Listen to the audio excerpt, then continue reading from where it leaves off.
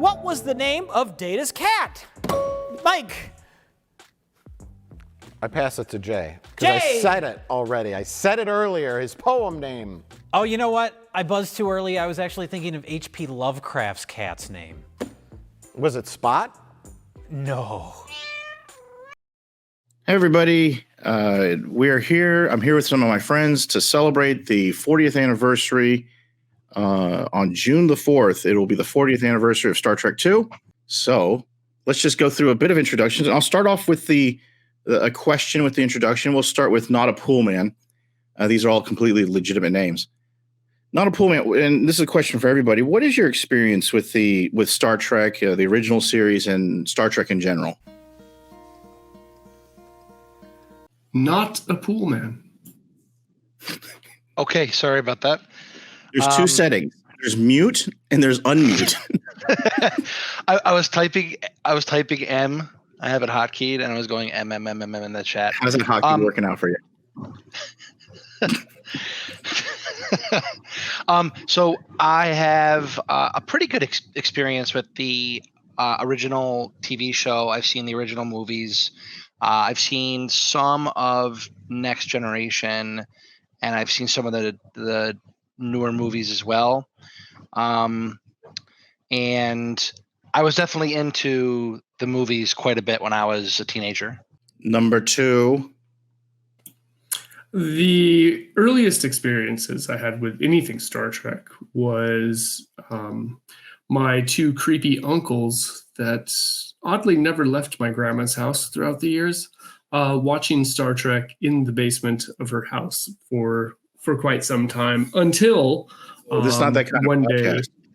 This is a group therapy session. It could be.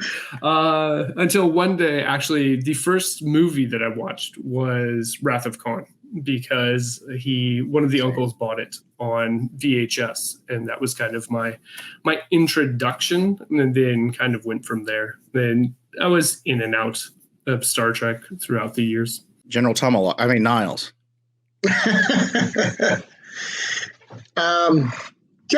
So I guess with the original series, I think I've only seen about half.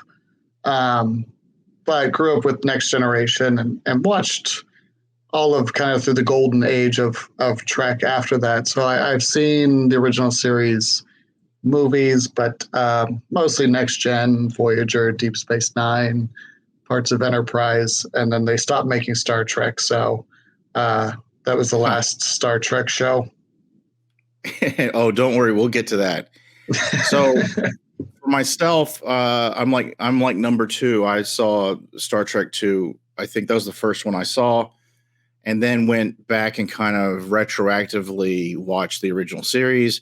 Instantly became a fan. Then watched the remainder of the movies, and hits and misses, but I've been a fan of it until the day Star Trek died, which was when J.J. Abrams took over. But yeah, that was it's been a formative element in my childhood, and it's something that you hate to see ruined. But we're here to celebrate Star Trek II and not talk about any other movies or any other properties at all. We will not. That's going to be tough. We're not going to divert from the topic at hand. And by the way, so I asked everyone to pick their favorite character as their avatar.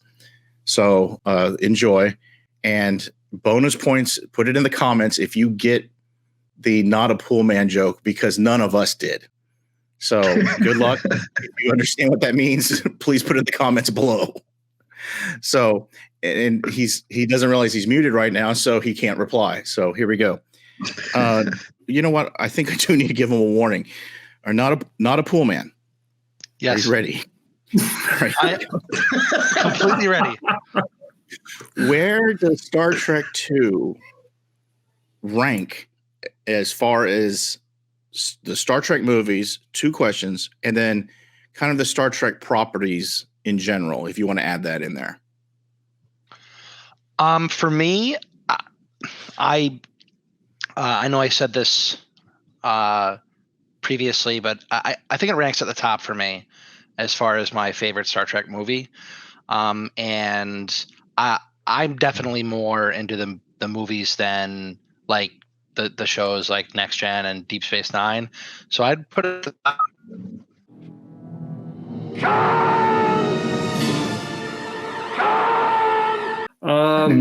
I'm going to go ahead and push ahead and say that it's in the top two for me.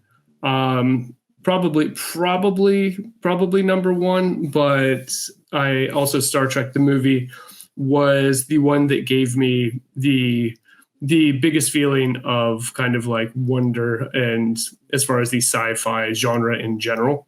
And so I like the story of two, but the feeling of the original would be kind of the top for me. And as far as the series, I never really got into any of them particularly. Next Gen would be the one that I've probably watched the most of and enjoyed the most. I'm on my hamster right in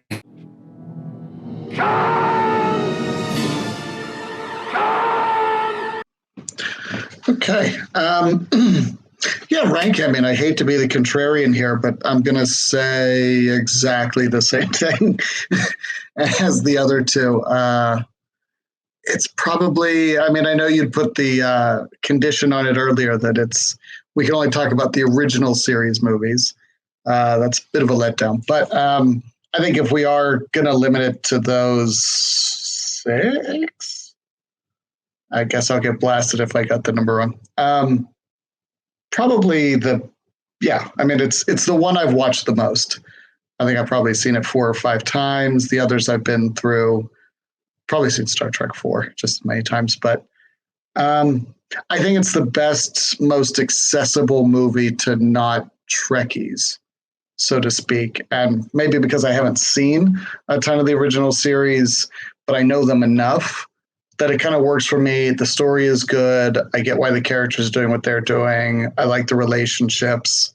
So for that, I'd if not number one, then a close second.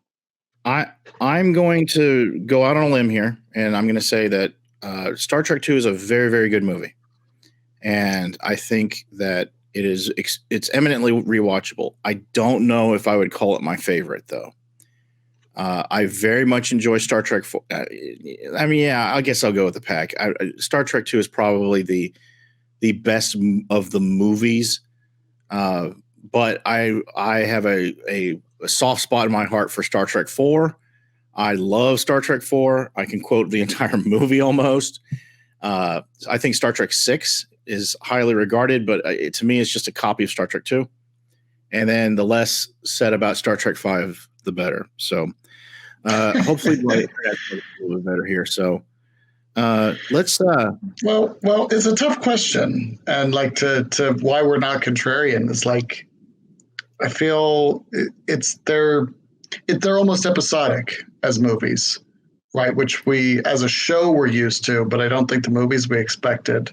I think Star Trek 4 is funnier. I mean, Scotty's got some good lines. But like the show, each movie kind of has its own feeling. Some are funnier, some are more dramatic, some are just character stories. So it's kind of hard to rank them apples to apples.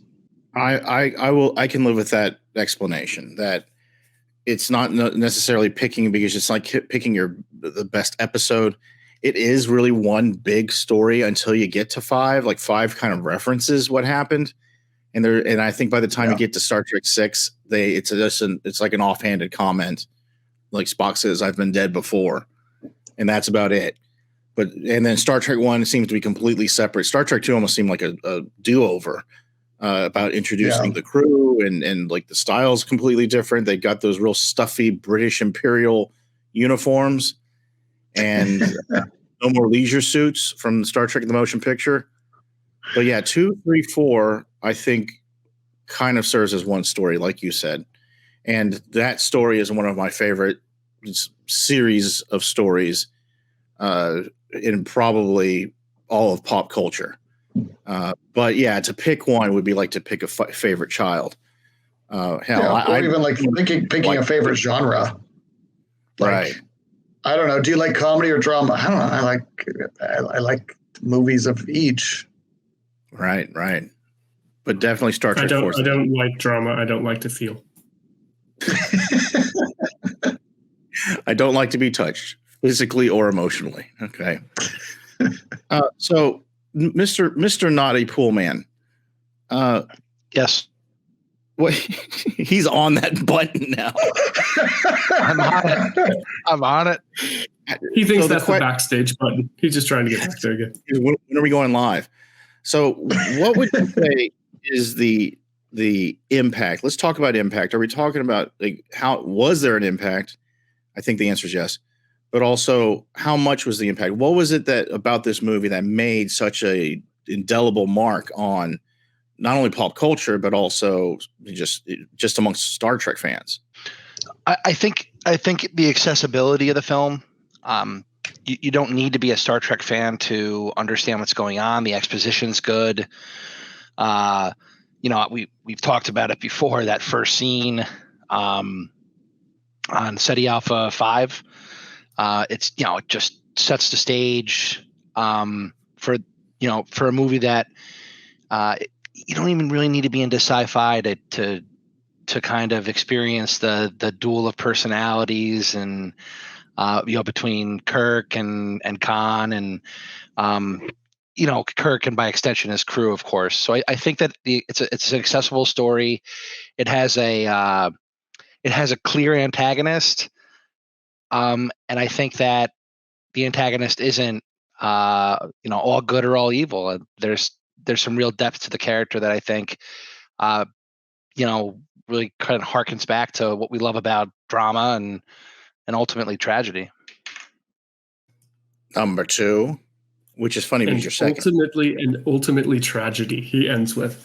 I think that actually he pretty much nails the biggest part of it right there. Is it's a story that's widely accessible, and for most people, I remember this was the first of any of the Star Trek products or whatever you want to call it that basically everyone had watched it because they found it. This could be a story that I think we've talked about where this could be. You've seen this story in a Western. I've seen this story in like samurai movies. You see this particular setup in a lot of different places, and you can relate to each of the characters in one way or another, whether it's Khan or whether it's Spock or any of them. And so I think it made it easy for people to like it for pretty much across the spectrum. Niles? Yeah, just concur. I mean, obviously it's as he was saying, it's definitely accessible. I mean, it's memes today, right? The Khan meme. But just not to rehash exactly what they were saying. I mean, it's well-structured story, right? You kind of got your A line, you got your B line, you got, Kirk trying to get a handle on himself and his change in circumstance and aging. And then there's the Moby Dick narrative with the Khan. So and then those come together. He proves he's not washed up. He should be in space. So story-wise, it's good. Just kind of look at it differently. It's just the industry-wise, it kind of proved it could work, right? The motion picture was not very successful. And it was one of the first movies that came from a TV show. And I think, as you were saying, that it was a do-over of sorts. And I think that took off, and it did it well in that we kind of consider fan service not a good thing today, but it does that nicely of, if you've seen the show, you might know who Khan is. But if you haven't, that's fine. You can still, so your Trek heads are sitting there going hey, remember him? Without it being too gratuitous, which is what it is today. So I think it introduced kind of those things that this is a medium that can do sci-fi, and it can do sci-fi from TV. It can do a crossover. And I think that, that alone is what some modern Trek's trying to copy, but it hasn't been a lot of shows that have seamlessly been able to go movie and still be accessible while still being good for the fan base. For me, I think the impact, in addition to what has already been said, it was the first movie or a property for that matter that I could remember that had stakes, that a character in Star Trek, the original series, there was always a seriousness about it. It had a kind of a military feel, but in the end, almost every episode, except for the one with Edith Keeler, it usually ended with a little racist joke, or it was a little whimsy there.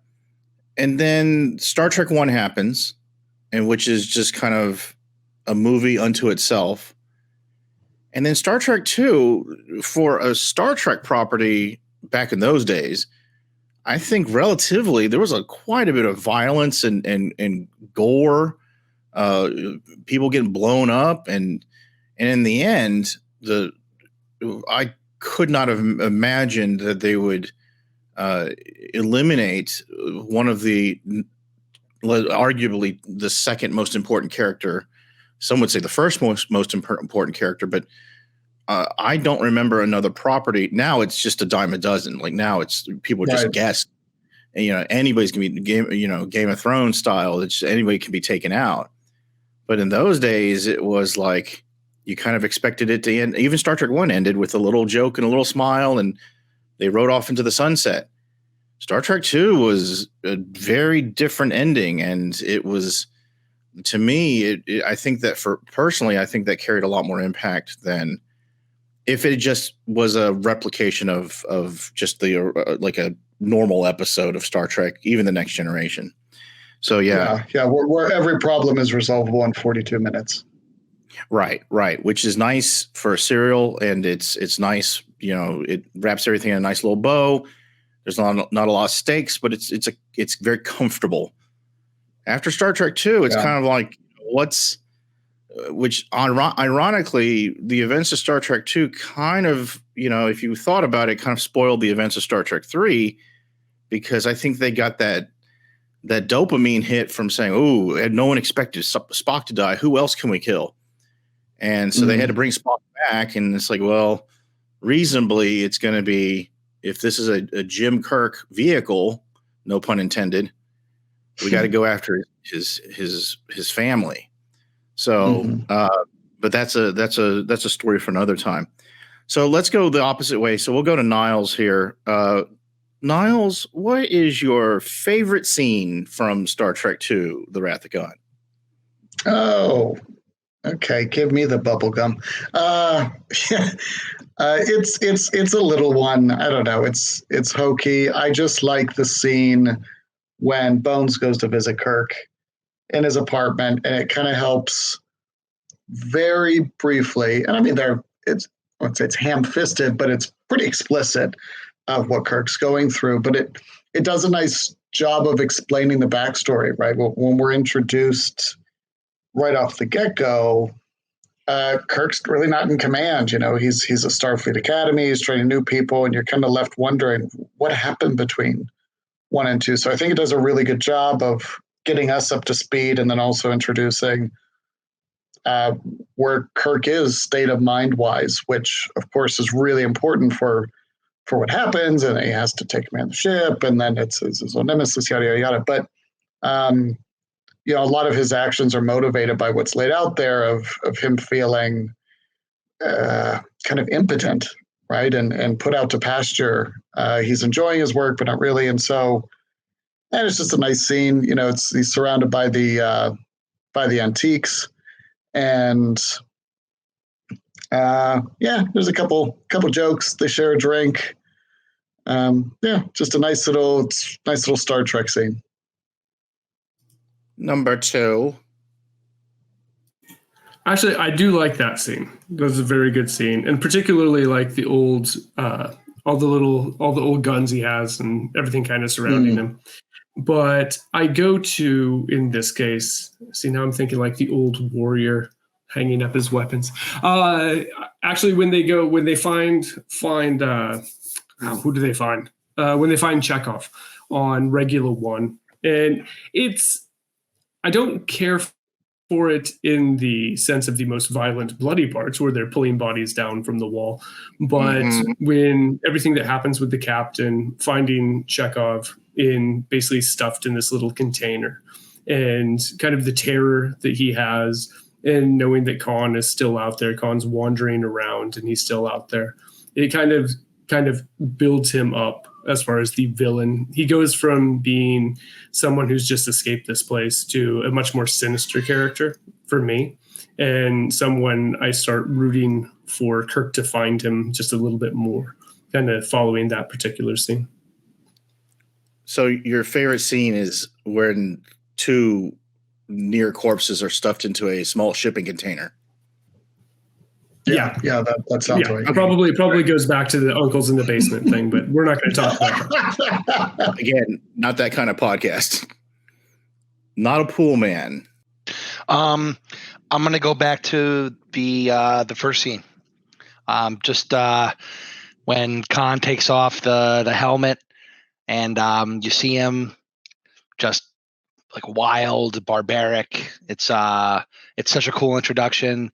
He gives the background story. Right away, it humanizes him, and you can see where he would be completely, out of his mind based on his experiences there. You see why he's filled with rage, and it just sets the stage for the entire rest of the movie. It's fantastic. I love it. The coloring, the scripting, the stage lighting, everything is just it really kind of ties into this hopeless, like apocalyptic wasteland. It's fantastic. I agree. I really love that scene. Just a question for you. How many actuallys do I get in this conversation? Can I have at least one? It's better if you don't use yours, I'll use mine. Okay, I'm gonna executive privilege. I'm gonna use mine, and because it's gonna be in the comments below. Actually, the first scene is not Kobayashi Maru. It's the Kobayashi Maru test that yes, it is. It is. Natalie Portman. What's her name? Kirstie Alley fails. Sarah Silverman. Sarah Silverman? No. She is not apparently in this. Yeah, I'm pretty sure one of us thinks that Sarah Silverman's in every movie. I'm going to go. She is. Okay. Hey, nobody's perfect. So I'm going to give two. I wanted to go last because I was like, I don't want to pick the one that you guys picked. So the first one is when they're stuck inside the moon, and Chekhov's already been saved by his plot armor, and Paul Winfield zapped himself, and then Kirk gets on the communicator, and he's like, if you want me, you got to come down here and get Genesis. You got to come down. Apparently, Kirk forgot there was something is called a transporter, but then Khan gives this speech, and I don't think it could be replicated today without being either patronizing or just like not earned. But he gives this speech about how he lost his wife and it was Kirk's fault, and if he can't kill him, then he can do the next best thing, which is, he's left there buried alive. He does his own echo, which is such a baller. I started doing it, and people think I haven't taken my meds, which leads to the famous Khan, which has become meme worthy. But I think for a close second, and none of us picked the Khan moment, which is fine. But I think my second moment is again a little scene where before they go to regular one, the moon. They're on the base, and they say, well, Kirstie Alley says, or somebody says that they might have gone underground, and they figure out they may have used the transporters to go inside the moon. And so Kirk, of course, being Kirk, he's like, well, giddy up, let's go. And Bones, who has always been like the voice of reason, says, go where? And then Kirk says, well, where they went. And then he's like, in perfect Bones attitude, says, well, what if they went nowhere? And then Kirk says, just there's death around him. They just found two Chekhov and Captain Terrell in the storage locker, and he's just like, his wife could be his ex-girlfriend could be dead, and he's just like cracking wise. He's just, well, this will be your big chance to get away from it all. And for some reason, that scene is just like, I don't know, just the perfect amount of just perfect timing for it. It's just the wit around it. I love it. Okay. That reminds me that, I mean, we didn't bring up the con scene. I think that's good, and kind of reminds me of the other. There's just like little glimpses. I think another good stereotypical scene that's probably wouldn't be picked because it's so popular is Spock's eulogy. I mean, that has to be mentioned. It is still a great scene. It's well done. It's the best acting William Shatner's ever done, I have to say. It's perfectly executed, filmed well, written well. It's very memorable. It's the acting is so good. I don't, even now, I've seen this movie probably 50 times. I really believe that William Shatner, not Captain Kirk, and Captain Kirk are broken up about this. And it is that good. It's not over the top. It's not. One. I want to remind you, Mr. Niles. One scene I think you mentioned before we started recording was it's all around the regular one. They're about to beam over from the Enterprise, and then they said, "Well, how'd it go?" He says, "Spock stops him over. He goes, Jim, be careful. Be careful. We will." That's my favorite Bones line in the movie. Bones. That line's excellent.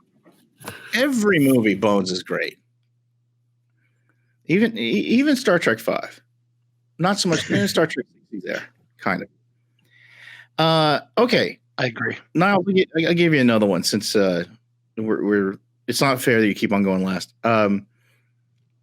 What do you think elevates Star Trek II above? And you can take it from either way. But what do you think elevates Star Trek II above the other Star Trek movies? We've kind of touched on this before, but the cavalcade of copycats. There's a lot of into my microphone. But after Star Trek II, there seems to be a lot of different properties that are just like, we're going to, like, for example, you look at it from the outside and it's just like, we've got to kill off a main character. That means money. What separates Star Trek II from other properties or even other Star Trek movies? Well, I think we touched on a good bit of it, but I mean that in particular, and then what it turns out to be, kind of a comic book death, so to speak. I think it really is the accessibility, and it's tightly written. I mean, it's episodic, standard A plot, B plot, right? They come together, they inform each other, and there is the resolution. And as you were saying before, but it's not a nice resolution, right? Like a denouement doesn't always need wrapped up in a bow with a witty one-liner. And, they sound cliche, but they won, but at what cost, right? And so I think that inspires a lot of writers that think that maybe that's easy. So it's like they focused on the wrong parts of what made the story work. Right. And it is, I took a little tally, a number of times dramatic irony and some other things. It's very tightly written.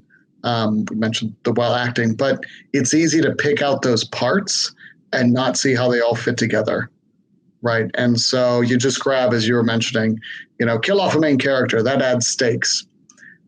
And they tried that. I mean, I know we're not supposed to talk about, New Trek, but I kind of have to, it's the perfect analogy because it's the same story. But, when I think in the new one, Into Darkness, Kirk dies, and you're kind of like, I don't care. Right. I don't know this person. I don't particularly like them that much. And so that's just an example of just killing a main character it doesn't necessarily do anything for stakes. And so you can't just pull out those little pieces. You can't just rehash Moby Dick and then make it work. So I think that's why it feels easy to copy until you try to do it. And then you realize the parts you're forgetting that make it a complete whole. Right. Gotcha. Because, I mean, you can argue that we're kind of led astray too. Like, we're kind of bait and switched. We think Chekhov's dead, right? We think he's going to go. You know, he gets infected with that thing, and we have nothing but cons for it to go on, really, that it will kill him because we don't know this species, but we don't seem to think he's lying. And so we're, you know, when we find him in number 2's favorite scene, you know, we're like, oh my God, Chekhov died, but nope. So I think it keeps you, it's on the edge of the seat as well of constantly the stakes are being reminded without blowing up the Enterprise. Yeah, but it takes a lot of hits. So, I mean, it's feels easy to copy, but it isn't easy to get that balance. Oh, that's something that gets repeated a lot. It seems like that, especially in the TNG movie. I mean, not to step out of turn here, but especially in the TNG movies, it almost seems like they blew up the Enterprise every movie. And it was a Worf. Somebody said, "Don't worry, there's plenty of letters left in the alphabet." And it's just like, come on. Sorry, I didn't mean to. Yeah. No, that's right. Number 2. What do you think elevates this above other properties? I think that Niles kind of hit both of them in this case. And I think there's 2 things that I kind of look at. And one is the timing. So every time you feel comfortable, you know what's going to happen. Something kind of changes in this case, whether it's like the scene with Chekhov, whether it's Spock dying. Every time you're kind of comfortable, something comes along to kind of change your feelings and basically kind of shake everything up. But the other one to me, and actually just as we're talking about it, I think about it a little bit more and more, is as far as the actual dialogue, especially for Star Trek, I think is particularly well done in this one. It's funny when it needs to be funny, but it's not overtly trying to get you to laugh. The Bones comment of "we will" being one example. But as we were talking about favorite scenes, I said the one on Regular One, but another one that I don't say, mostly because of how short it is when Khan's talking to his crew, and he's talking about he tasks me, and it's the little speech that he gives, like he will chase him around the moons of Nibia, and he'll perdition's flames. Like most of the dialogue is purposeful at kind of the right time, to where it builds up the characters. It gives kind of the right feeling at the right time. So that's what I kind of look at. He tasks me is also a line that I use a lot, especially at work. Daily. Anytime I open my email, he tasks me. I actually get assigned tasks at work, and they're called that, so that I can say that in every sense of the word. Oh, your people call you the taskmaster, buddy. Notapoolman, what elevates this movie? I think a couple things. I certainly agree with everything that's been said. I don't know if we've talked enough about Ricardo Montalban. He has some serious stage presence. Like he's cool, and he just brings some gravitas to the screen. That's a great segue. But I'm not gonna segue because I'm gonna ruin it for you. Wasn't Ricardo Montalban the bad guy in Naked Gun, Notapoolman, our favorite movie? He absolutely was. He absolutely was, and he was a fantastic bad guy who he was trying to he developed a mind control device, a That's sonic right, mind just control device. two. I think the other thing that I have always thought about this movie is like I'm a huge fan of like golden age and silver age sci-fi, and I think that this has the elements of a real sci-fi movie, and I think sometimes, especially today, everything relies on special effects and like the wow factor, and coherent stories are not always being told, and I know that's something that we've talked about here, but like it seems like a real science fiction story. I mean, yeah, there's the MacGuffin with the Genesis device and all that, but um, that's okay. That all works in with the with the genre, and I think that it sticks to that. Um, and you just between the writing and really the presence of Khan, it just kind of sticks in my head. And you Quick kind of follow-up. Go ahead. I was just going to say, like you kind of mentioned, was wondering what it was about the Genesis device that kind of like sticks and what elevates it above a regular MacGuffin. And I'm just reminded when this came out, kind of Cold War time and the fear of nuclear energy, and it has a similar like, yes, nuclear power, great. Oh, it's relatively safe, it's renewable, or it's used in nuclear weapons. So it has that same like a huge benefit, or it can wipe us all out. It has maybe part of that is what resonates with it is it doesn't feel uber magical. It feels like something we can kind of, tie to that was in everyone's mind. Yeah, I think that I think that I actually agree with that 100%. And also that I think the thing that sets it apart a little bit from like your typical MacGuffin, your Maltese Falcon, is it actually does serve a purpose in the plot, right? It does serve a purpose, towards the end of the movie and at the end of the movie, and I think the morality of it really ties in with the overarching morality of Star Trek. So I mean, I think it's I don't know, it just really feels it feels well done, and it's always kind of resonated with me. I'm listening to what you three have to say. Agreement all around, but there's you bring up the Genesis device, and for a while there, it's like, how do you describe it as a literary element? It's a MacGuffin.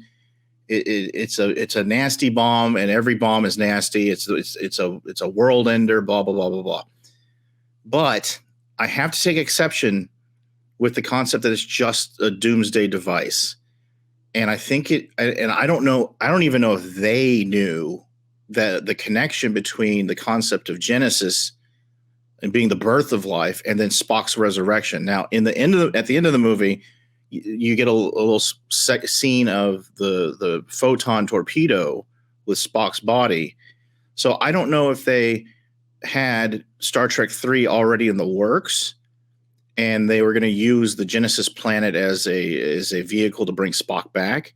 I'm assuming they did, considering they had that scene at the end.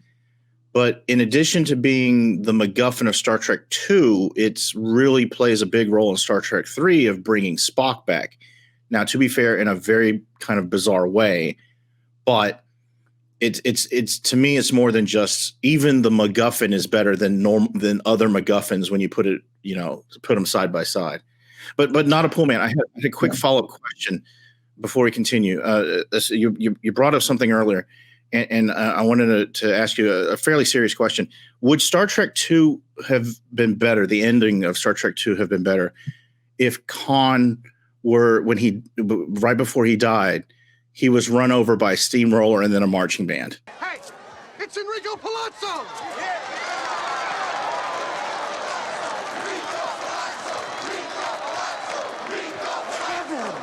I think that the answer to that is apparent and probably should be edited post-production and re-released in the cinema.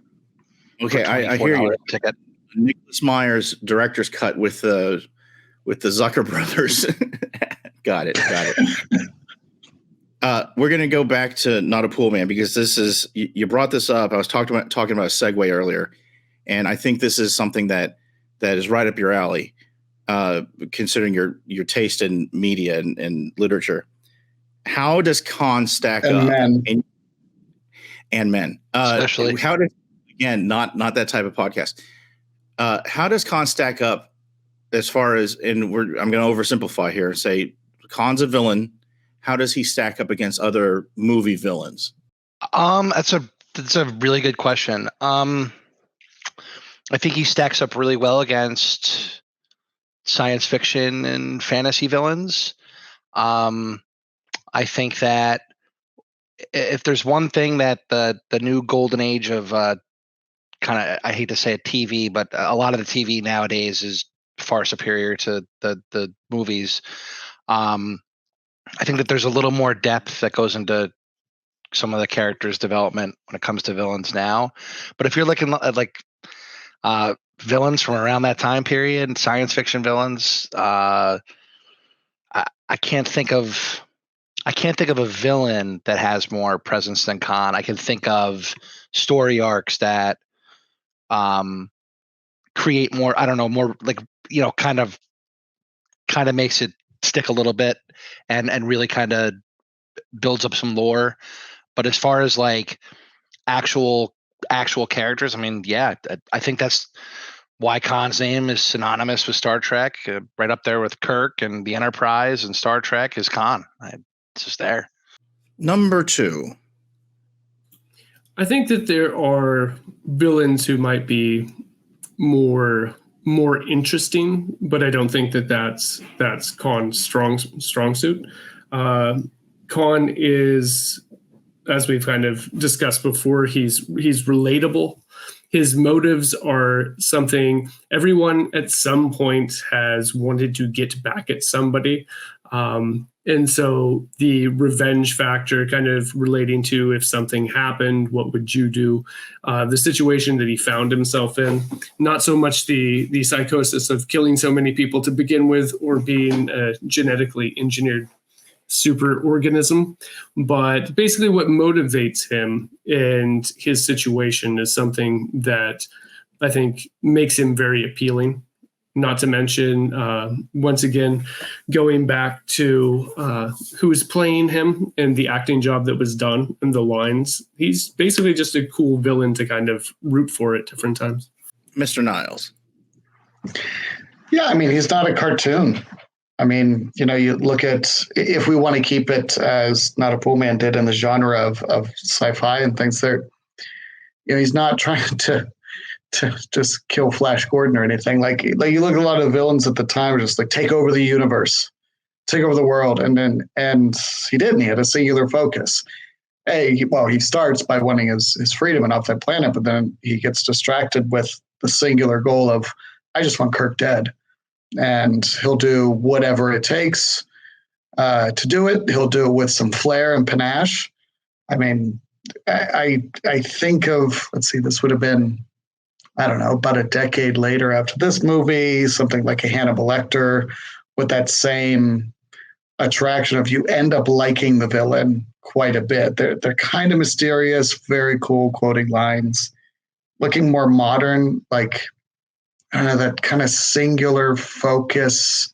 It's almost like Anton Chigurh, but you don't really get a lot of insight like you do with Khan. But similarly attractive, right? They're people we want to see, not necessarily that we want to see win, but we kind of get it. And yeah, I think that as number 2 said, we can also relate. Like who hasn't wanted to get back at somebody? Well, I haven't because I get along with everybody. But what I appreciate you mentioning Anton Chigurh, not because we have the same haircut, but because he's relatable because, and I'm talking about Anton Chigurh, because he's almost like elemental. You really don't know about his backstory. Yeah. You really don't know a lot about. With Khan, you kind of have the same benefit, but through getting to know him.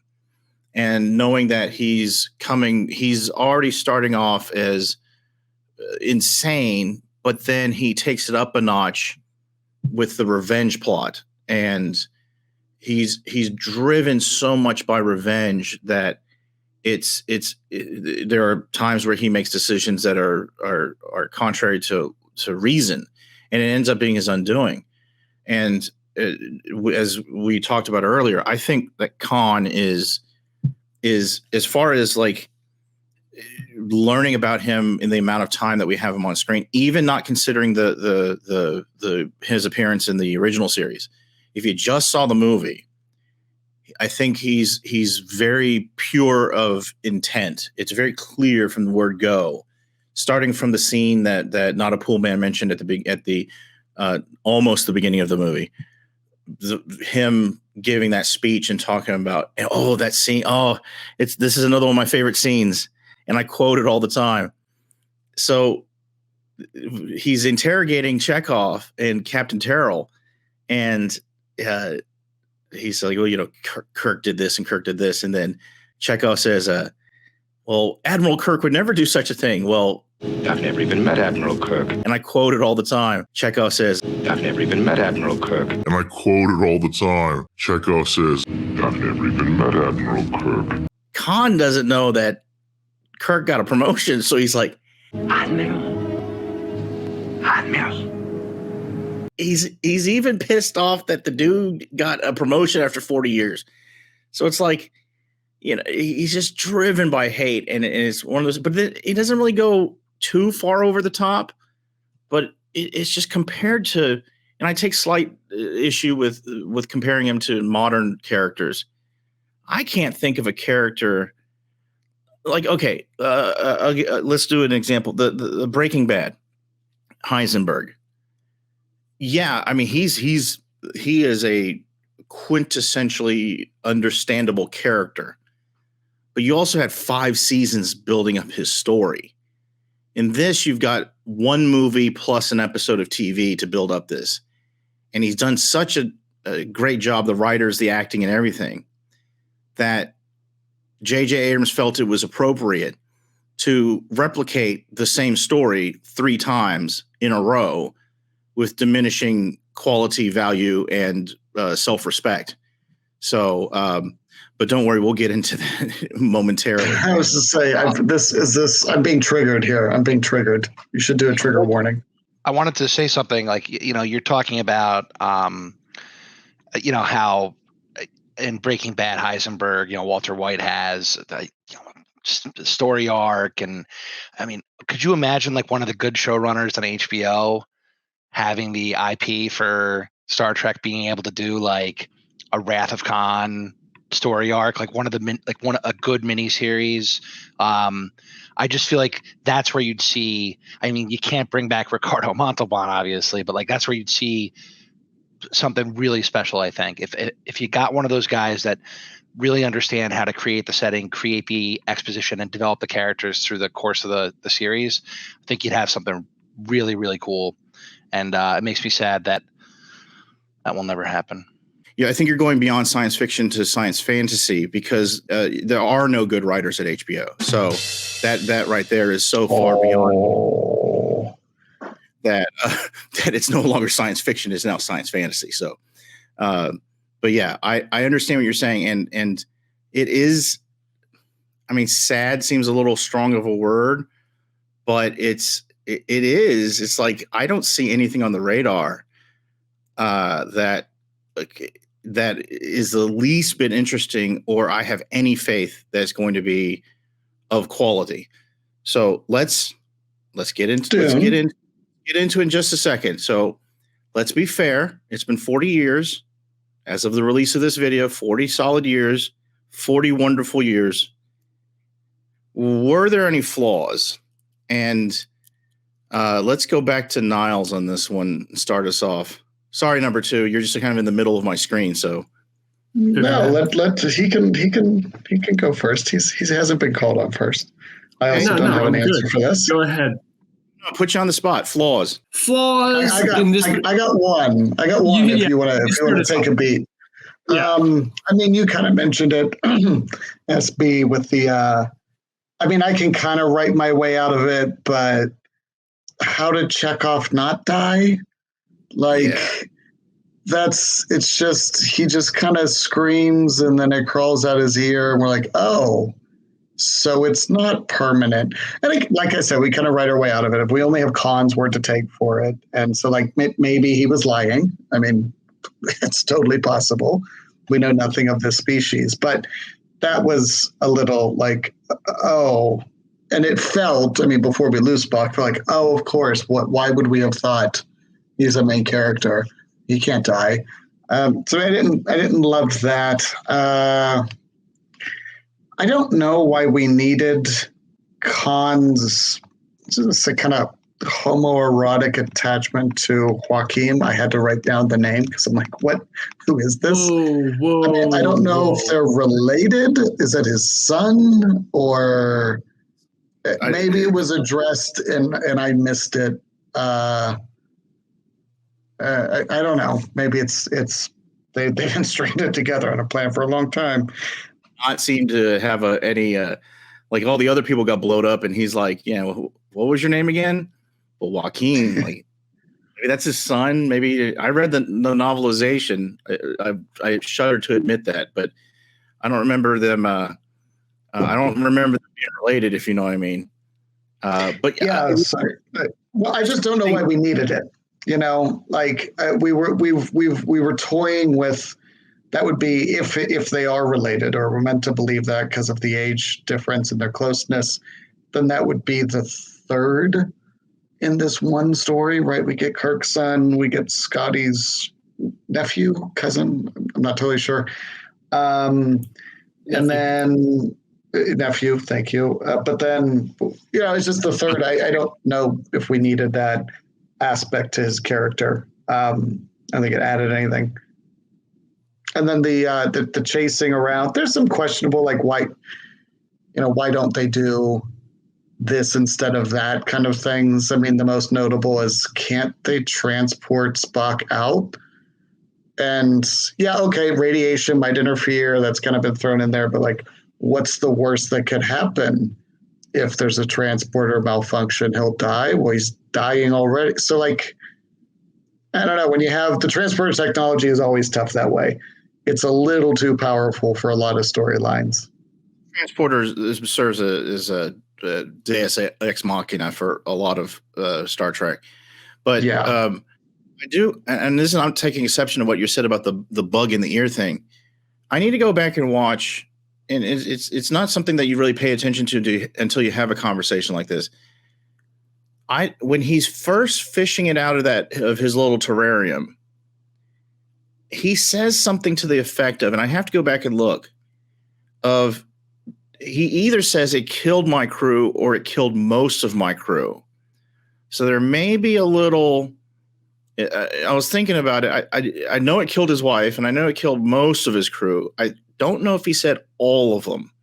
So there may be like an escape hatch there. Not that I need to defend this movie. It's a classic.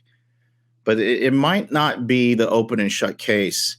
It definitely is implied that they're dead, that this is a death sentence. But I don't know if that's what he says when he's first kind of pulling the babies out of the back of the bigger monster that some people say we see later on in Star Trek: The Next Generation. Number two, very similar.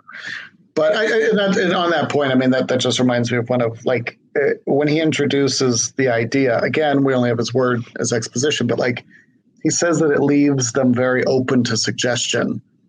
Right. But why Khan alone has that suggestion? Like, that's that was not one very of my clear. That was what I was going to say. I'll think of another one. Number two.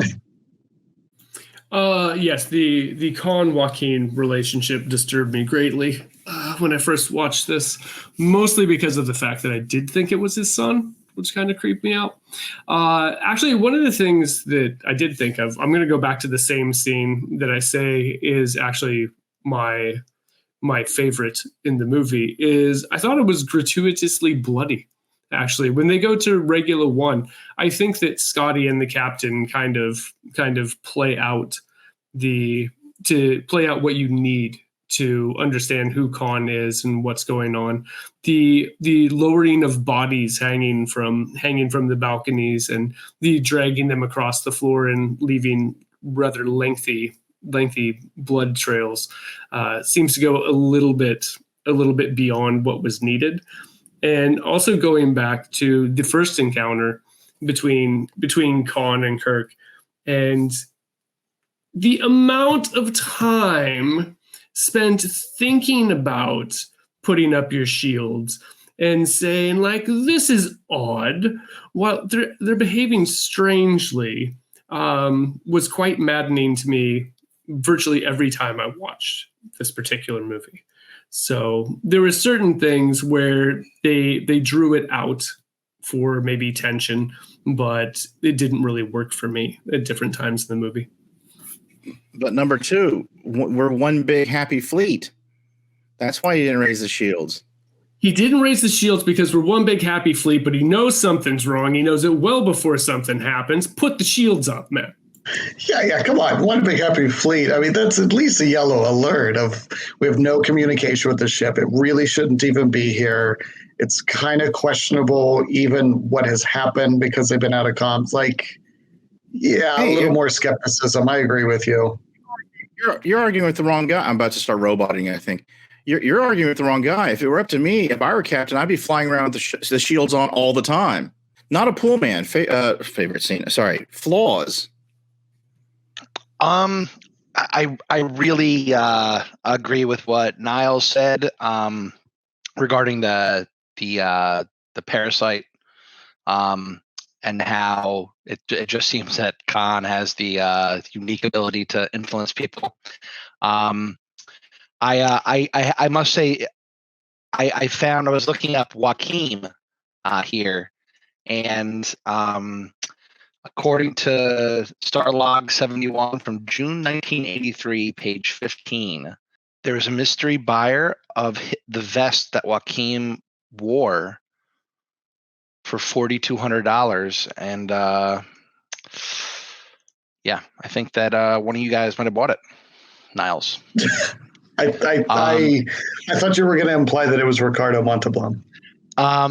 Also, here that there was I never knew this before reading it. It's amazing that there were 3 scenes in the beginning on the planet where Khan reads Moby Dick with Joaquin that were cut. And then the only reference to it are the books on the shelf that we've talked about in the movie. So it was super interesting, something I never knew.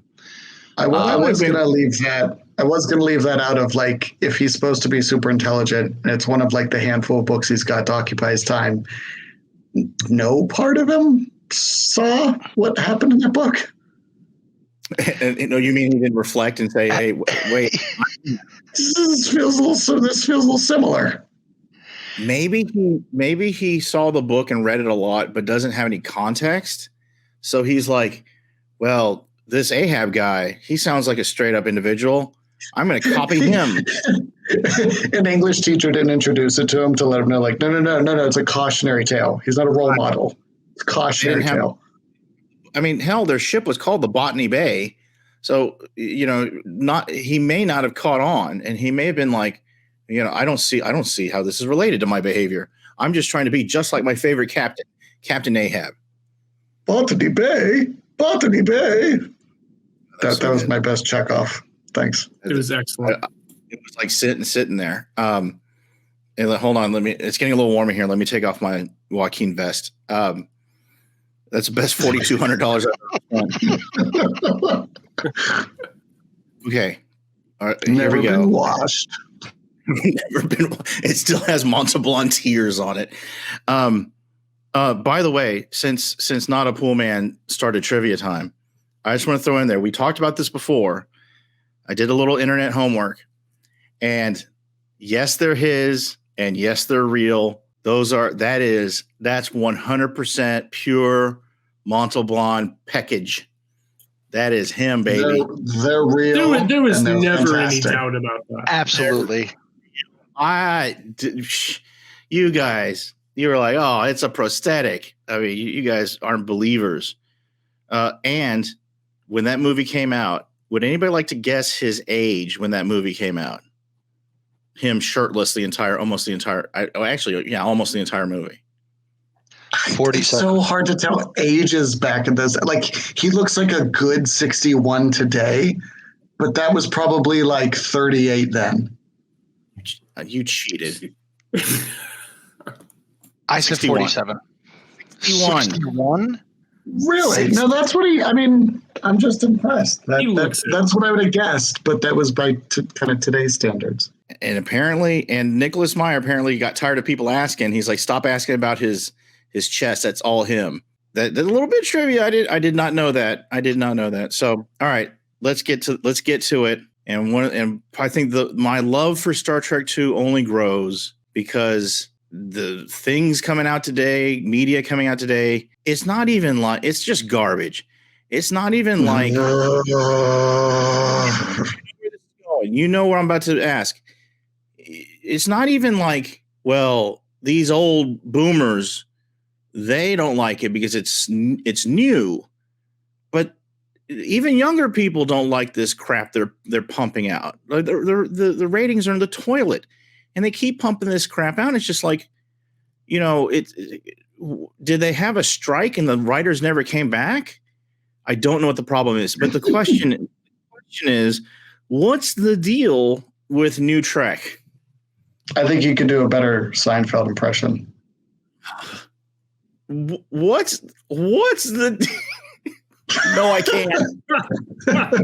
What's the deal with the New Trek? That's the best I got. I want to go last on this one just because I don't want to take another hour of podcasting. It's just all terrible. He's going to be the longest. Number 2? For me, it's quite simple. I see nothing interesting about it. I don't see anything original. I don't see any kind of development. Nobody takes any time to develop anything.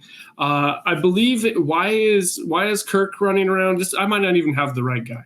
Why is Kirk like riding around like Tom Cruise in Top Gun, zipping down runways and things like this, zipping down the road? To me, it just brings no originality. Notapoolman? I think it's a problem that so much contemporary sci-fi and fantasy have. It just sucks. It just sucks. You rely on special effects. You rely on nostalgia. I mean, we're not going into the other nostalgic sci fantasy Blade Runner series from when I was a kid. But relying on nostalgia and banking on a dedicated and loyal fan base and trying to conform to what studios think people want today, and they just most of the time they don't have it right. And what ends up happening is a bunch of crap comes out, and that's Star Trek and most other things, to be honest. Yeah, don't even get this man started on Star Wars. It is a betrayal of the highest degree. I'll go next because I know Niles is going to end the show with his rant. I'm going to pick one thing, and it's not only just the writing, but more specifically the character writing. They're trying to remake all these characters and almost cheat. And let's say it's a marathon and you drive half the way and then jump out and then complain about the car that drove you to help you cheat. It's like, oh, Kirk, so we don't need to explain him. But then they try to explain him in their own way, and it turns out you hate the guy. Old Kirk is someone that, regardless of how you felt about his personal behavior, he's a hero to people, and he made the tough decisions, and you got to see him through, honestly, the benefit of an entire series and then a series of movies to see him make the tough decisions and grow as a character and literally grow old in front of our eyes. I don't understand the draw of going back and saying, we're going to do Kirk again, but not put in the effort and time to develop his character. I think they just I think they're under the impression they can just take the word Kirk or Spock or Uhura and just pick up where they left off, but kind of reimagine, like try to be new and not new at the same time. And it turns out to be a toxic mix. And I'm trying not to bring it up, but Star Wars is guilty of the same thing. Also a J.J. Abrams project. It's like we're both honoring the past and then insulting the past. So by the time you get to a point where you're supposed to be emotionally invested, you're almost immediately checked out. Like you're having seizures in the audience because you're like, they're replacing writing with flashing lights. And that's just not an old person saying it. It's nothing holds it. If you ask kids nowadays, like, who's your favorite Star Wars character? It's going to be someone from the original trilogy. It's not going to be Rey or Emo or whatever their names are. Maybe Chewbacca because he's in all of them. But I mean, you wouldn't ask any young people what they like about Star Trek because I don't think there is a lot of young people that like new Trek. But even as someone who's seen all the Star Trek properties, even the bad ones, I can't really name anybody that's memorable that I connected with that pushed the plot along. They were there as almost avatars of a bad copy of what came before. And then, like Niles said, in the movie that Kirk dies in the second one, well, we've already done this. We know he's coming back immediately. So it's like, again, lazy writing. I don't care. Zachary Quinto doing the Spock, the Khan thing. It doesn't even make any sense. It's like lazy writing. He doesn't even know Khan. And it's just ridiculous to the nth degree. And there's I could go on. There's 1,000 other issues with new Trek and any new media, but that I just wanted to save some for Niles because I'm sure he's about to go off. But Niles, before he gets to it, because I know that this is going to be a while. I think that when you mentioned like young people don't like it, what's to separate Star Trek, the new Star Treks, or any of the new ones from any other sci-fi movie, or what's special about them? Because you're completely reliant on the recognition, but there's nothing to actually bring someone in. And as far as the character development part, I honestly believe that Starship Troopers has more time spent on character development than any of the new Star Trek movies. And so there's nothing to really, other than the flashing lights, the explosions, and all of the, like things going fast, things zooming around. Unless that's your thing, there's really nothing else for you. Disney and Paramount paid for the only thing that separates them from every other sci-fi property coming out now, name recognition. And it's what got The Expanse off the ground, but there's a series of books to feed into that. But the only thing they did was pay for that name and then take that and run it into the ground. So it's like you paid all this money, paid $4 billion to George Lucas for Star Wars. Paramount already owned Star Trek. But it's like you're going to use these names. You're like, oh, remember Kirk? Remember Spock? They're young again. But then you're immediately going to spit in the face of anybody that had any kind of respect for Kirk, Spock, any of the characters. I can't name a character that wasn't ruined by new Star Trek. But I digress. Mr. Niles. Yeah, I mean, just on that, I'm going to keep this, take it in a surprising way, but just a simple question. Do they like the fans? And I mean that genuinely. Like, you look at the new Trek and they, oh, look, there's, you remember that from the original series. You take your pick of what it is. But then as you're saying, but then they try so much to dismantle what was old. It's like, how do you actually feel about the fans? Do you like them? in which case, why are you destroying everything? Or do you not? In which case, who are you referencing? Why are you making all these callbacks?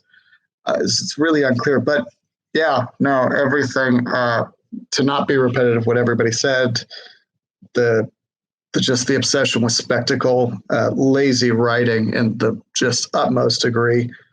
And then it's run. You mentioned J.J. Abrams, but we're talking Trek, so I also have to bring in Alex Kurtzman, who is the quote unquote intellectual leader of Star Trek right now. Like, they've openly said in so many interviews, they don't like the genre.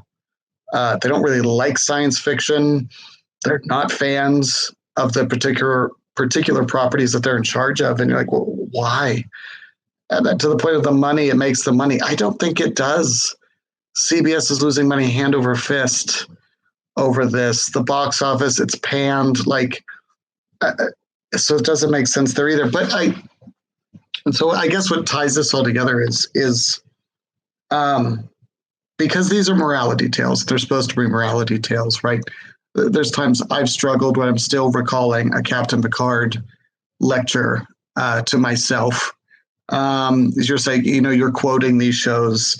I'm even thinking of some Cisco advice that kind of sticks with me. When the writing was good, and writing is cheap in Hollywood, frankly, it's probably the cheapest part of producing a movie. Kind of sad, but that's the case. There's no excuse for it. But aside from the virtue signaling to, what kind of, I would say, political messages that get through Hollywood today and that they think people are going to like, quite simply, they don't know how to write heroes. And if we look at it as kind of literary genres or philosophies, to do heroes well, you need a bit of romanticism, right? The heroes have to be a little better than us. They have to be a little stronger than us, a little smarter than us. Maybe they stumble, but they get back up. And then when you look at a kind of postmodernism and the love of the anti-hero, this could be a bit of a stretch, but like NYPD Blues, that kind of when your bureaucrats are your heroes and they're flawed, but deep down they're good. And that's what they're still trying to do. And even a lot of the writers that get scripts through or get hired on these projects, they've just been so molded by that idea of the only hero you can have is an anti-hero who is good despite themselves. Even our superhero movies, the heroes are so flawed. And I don't know why we've just got so wrapped around the axle of just letting heroes be heroes. And we don't want to allow that anymore. And when we do try to do it, they're almost superheroes, which also doesn't help. We can't relate with superheroes, the ones who are perfect at everything and have godlike powers. So the best part about Star Trek, I think, is it's generally a crew of humanoids with foibles. If Q was a member of the crew, it kind of destroy all the problems they face. So you can't have superheroes and you can't have anti-heroes. You just need good old-fashioned heroes, be they male, be they female.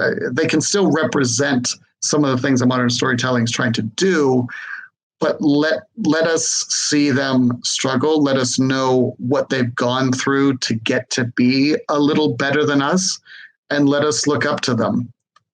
And that's all that's lacking. And I took this in a surprise way because I'm not going to go on a 40-minute rant about Alex Kurtzman or the profit motive of Hollywood and all that. I think there's a lot of people already writing about that on the internet, speaking about it far more eloquently than I. But I don't think we've escaped mid-90s love of postmodernist anti-heroes. And I think that a lot of writers in Hollywood and a lot of producers in Hollywood grew up with that, and they think that's still edgy. You look at The Darkness. The remake is called Into Darkness, right? And Star Wars is supposed to be light. Not light in story, but it's supposed to be, under Roddenberry, it's a moral lightness that you want to aspire. You hope the future looks like this. I don't hope the future looks like modern Trek. That's right. I don't think anybody does. But it was a symbol of, we look past race, gender, look at all the next gen episodes about, you want to talk about non-binary people, whatever. Next Gen's covered that, and Riker falls in love with one, right? So like, you can do stories that resonate with the kind of political topics that Hollywood wants to do today without getting obsessed with an anti-hero or a superhero. What's the phrase?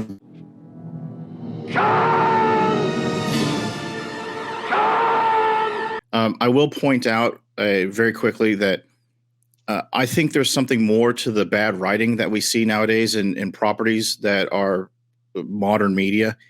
I think that we're looking at writers that are trying to make a name for themselves. So they're trying to be clever, but they don't have the tools or experience to be clever. So you have a lot of subverting expectations that we're going to take what you think's going to happen. We're going to turn it around, even though it makes no sense that it's turned around that way. I'll point at the end of Game of Thrones. I could point at examples all day long. It's surprise for the sake of surprise, just so they can pat themselves on the back and say, look how clever we are. You didn't see that coming. When Spock dies at the end of Star Trek II, it's not just like, you didn't see that coming. Ha ha. It was a gutting event. And there was so much emotional baggage leading up to that scene. So many concepts with the theme about sacrifice and not believing in the no-win scenario.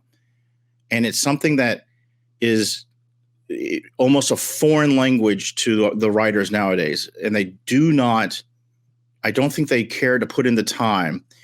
And there are some accusations out there that they haven't even watched any of the old Star Trek because they just keep on going back to the same. It's Picard, Data, and the Borg. Picard, Data, and the Borg. Over and over and over again. Tribbles. We know what tribbles are. Put them in the movie. Remember Tribbles? And the concept of heroes, I think, is a separate beast. I think that there is a belief, and I don't mean like they want to be worshipped, but they think that whatever message they have, no matter how weak it is the hero.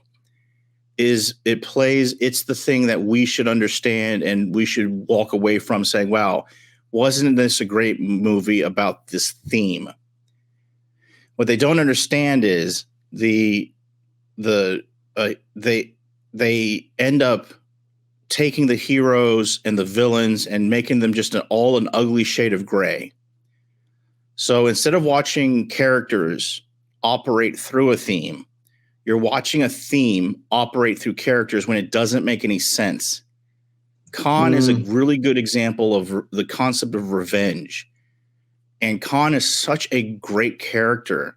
Khan and Kirk, polar opposites. Still, there's some commonalities.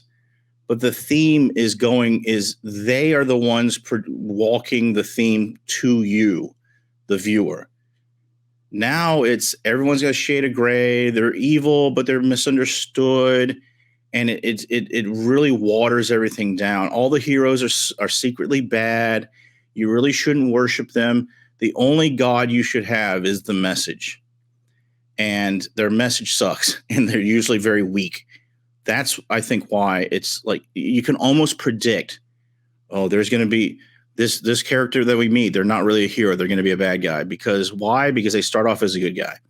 Or who knows if I should get attached to any of these characters because, they're going to get offed at any moment just to say, oh my God, how surprising. I didn't see that coming. And I think it's to oversimplify things. I think they're writing for a Twitter audience that operates in 100 and some odd characters and could not care about context or anything like that. So I think I would disagree. I don't know. I agree with everything you said up until the last point.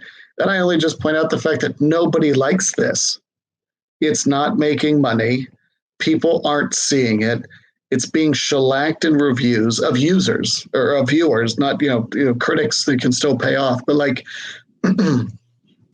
I think the audience they're writing it for is other producers and writers in Hollywood. It's not even the Twitter mobs or whatever. It's just themselves. It's masturbatory. I agree, but I think they're serving two masters, and I'm not entirely sure that the people on Twitter are actually people, but there's always, and I don't know if it's an arm of the marketing department, but the reason I'm saying it is because by worshiping the theme or the message, but not bothering with any of the other elements, character, plot, anything like that, then what you have is these, some say they're bots, I'm not saying they are, that come out and say, well, if you didn't like such and such, then you must hate blank. And the Rise of Star Wars, if you don't like Star Wars, then you must be sexist because Rey's the main character. And it all goes back to the theme. And it's clear that some of these people didn't watch the thing that they're defending. But what they do is they understand the concept of it, the message of it, and the movie quality be damned to them. And that's kind of what I'm getting at. That it's like, okay, well, if you don't like it because this movie represents this, Picard represents this. So if you hate it, you must be just a right-wing nut job. So that's kind of what I'm getting at. So you're kind of building your own defenders. Yeah, but 328,000, I think, is CBS All Access subscription rate. That's insane. So, I mean, you might be right, and maybe that is motivated by, if it gets traction on Twitter because people are talking about it, people are arguing about it, it's being called out. I mean, all of that is meant to serve that then hopefully people then watch it, right? They sign up. I mean, we always accuse these big companies, and these are big companies. I mean, CBS is a giant communications. We always accuse them of being just money hungry. They'll do whatever is the easiest route to making money. That's not making money. So it has to be something. I don't know what it is, other than they're a little too high on their own supply. But if all of this is meant to, at the end of the day, let these big studios cash in, they're not cashing in. I don't know if it's you assume they know how. You assume they know how to make money. If they wanted to, and I'm not entirely convinced they're in it for the money. I think they're in it. The people who are the board members might be in it for the money, but I don't think any of these people are watching the properties that they're the board members of. And your rank and file people, your directors, your producers, your quote unquote writers, I think that you had mentioned that they may be writing for their next gig or their next producer. I can totally see that. But also, I think that there's this idea that this is going to not make them profitable, but it's going to make them remember, or it's going to make them historically correct because they were out there fighting the good fight. Like in Picard, there's this whole B plot about the immigration, and instead of handling it with really thought-provoking methodology in writing, like you would find even in The Next Generation or hell, Star Trek Enterprise, Voyager, all of them had an episode or two episodes that was specifically around a subject similar to immigration.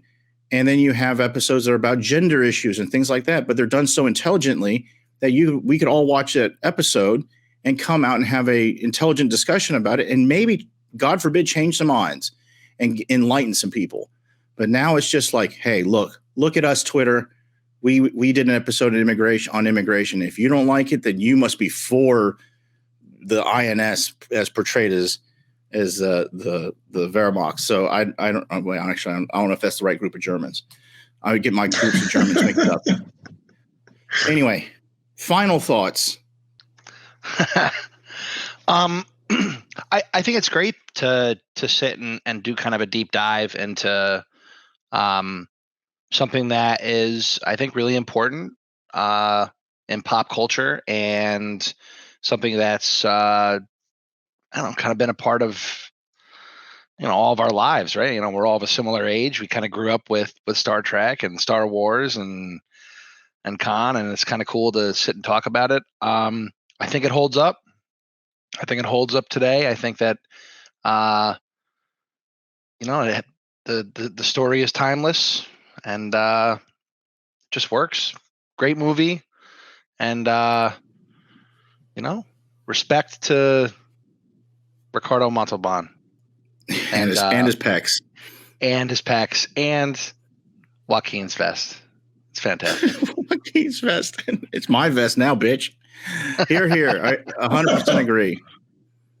Number 2.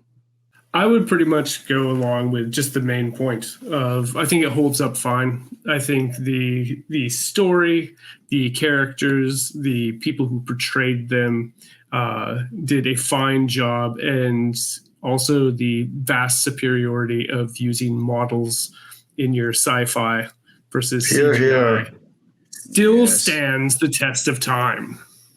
Yes.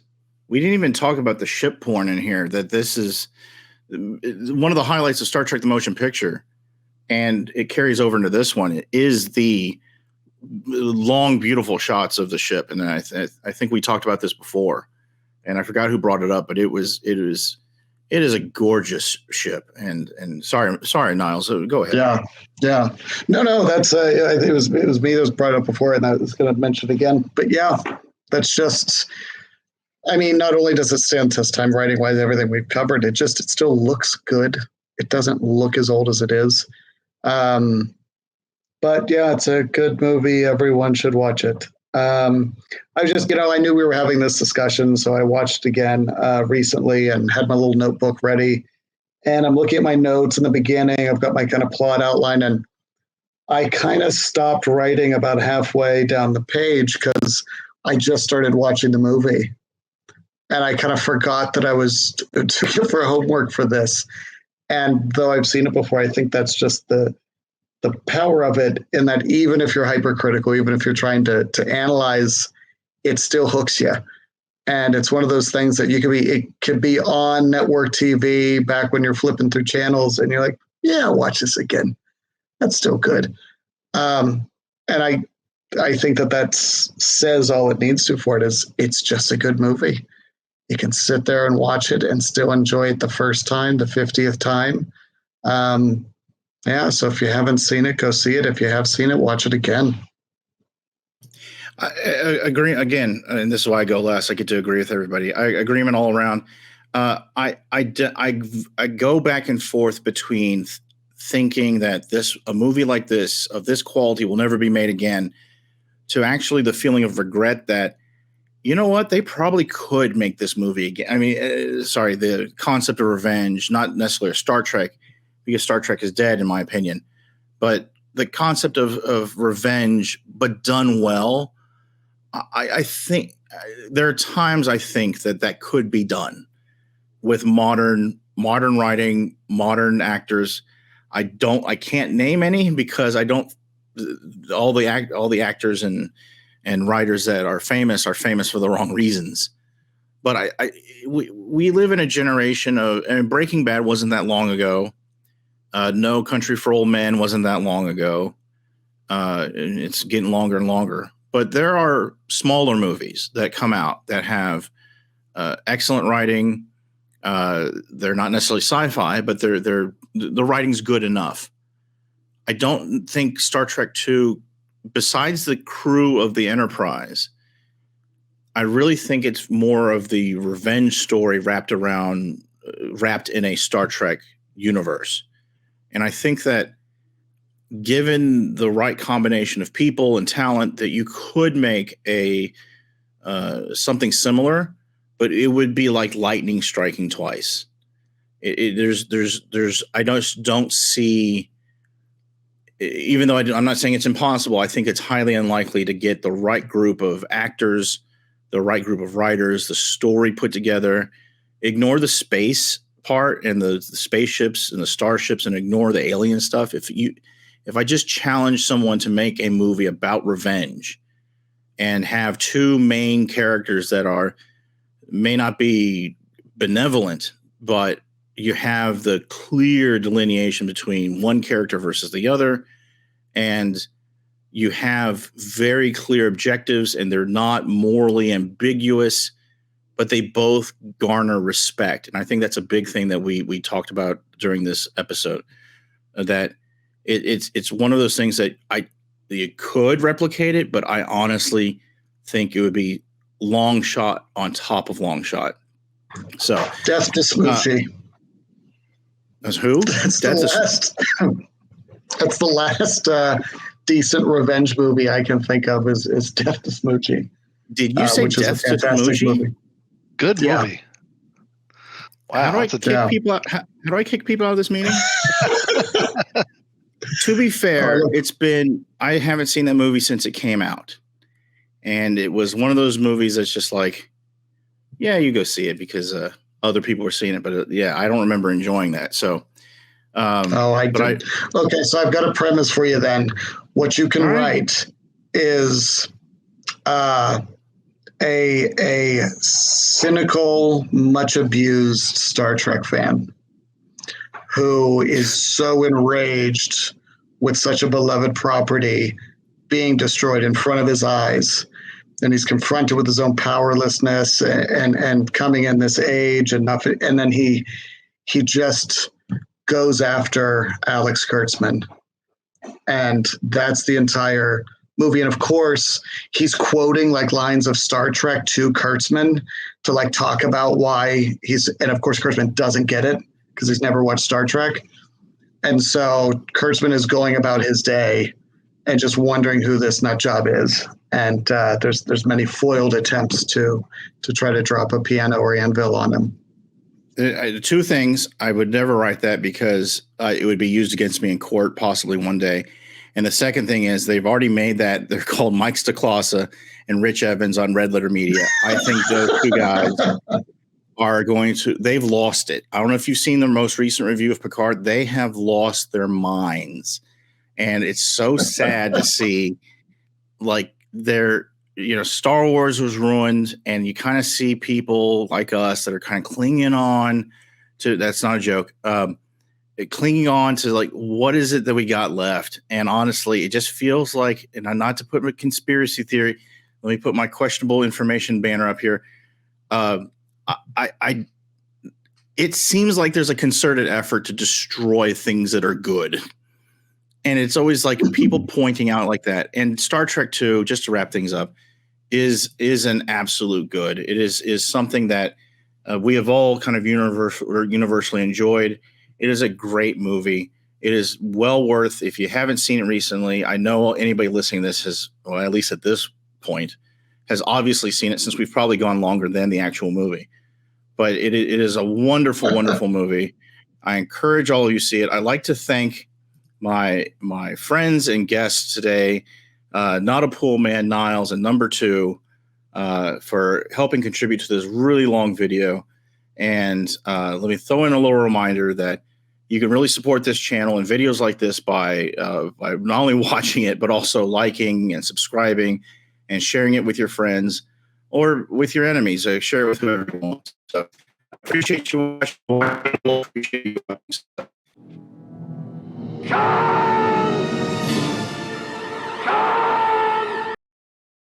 I shall leave you as you left me, as you left her, marooned for all eternity in the center of a dead planet.